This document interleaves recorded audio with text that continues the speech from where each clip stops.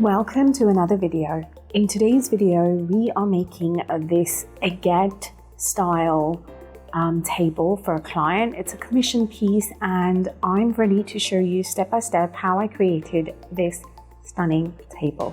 Let's jump right in. So it all starts with this mold. I'm going to link it in the description below. So as you can see, it has an inlay to make the smaller pieces, and then you can pull the inlay out once those are cured and pour in your glitter lines or your metallics in to fill in the cracks, and then finally do a top coat.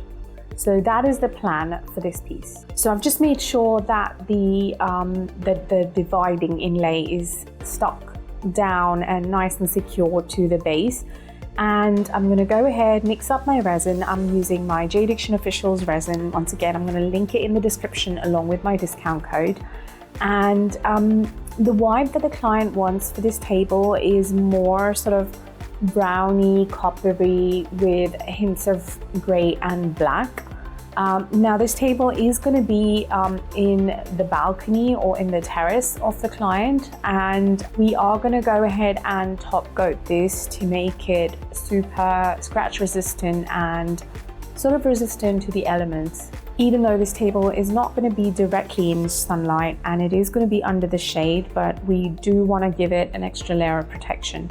So we're going to do that after as well, and I will show you how I do that.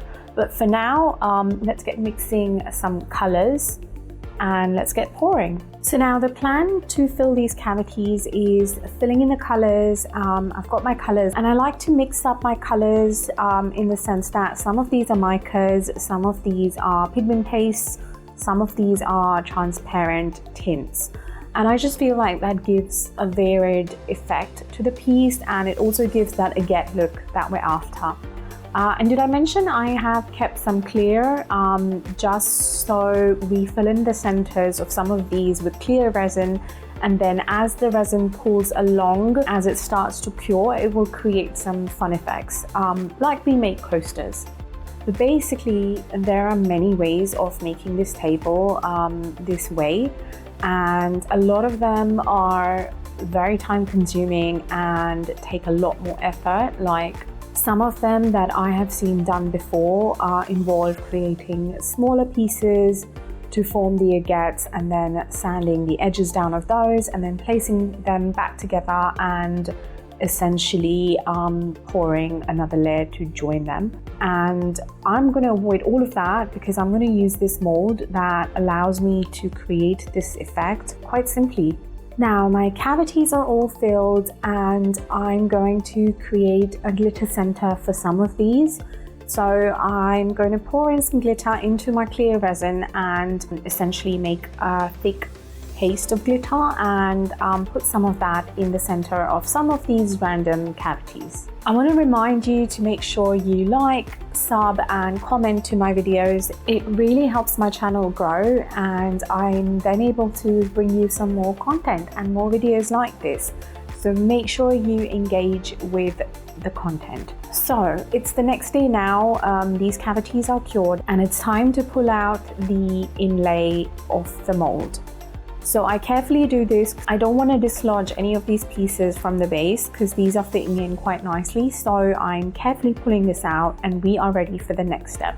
I've mixed up some resin and I'm going to put some glitter in it, and this is essentially going to be what fills up the cracks between all of these pieces. So I'm just going to pour this into a smaller cup and go around and fill in all of these gaps. So my client doesn't want this to be too blingy, but does want a hint of sparkle. So I'm using some copper glitter here. Okay, so this resin has now cured all the gaps that we filled in. It's been about 6 hours since I poured this, and we are finally ready for our top coat. One thing I did do is add my signature before putting the top coat in. That's something I like to do, and I've just done that on the side here. Okay, so it's the next day. This is nice and dry and we are ready to unmold. Absolutely loving how this is looking. It looks stunning. You can see some clear that we left in between, and some of these cavities have formed some amazing effects. When we pour into a mold and we don't fill it up all the way to the top, we do end up with some sharp edges and a sort of a lip. So I'm going to go ahead with my deburring tool and get rid of that so that we don't have any sharp edges. And then finally we can move on to do our final top coat to make this extra durable. And for that I'm going to use this product called Ultimate Top Coat by Stone Coat Countertops. And I like to use this product quite a lot for my final finishes. Just because it adds another layer of protection, especially on functional art like tables and trays that are going to be used in high traffic areas. So they come in two finishes, the gloss finish and the matte finish. And for this particular project, the client wanted a gloss finish, so that's what we're going to go for.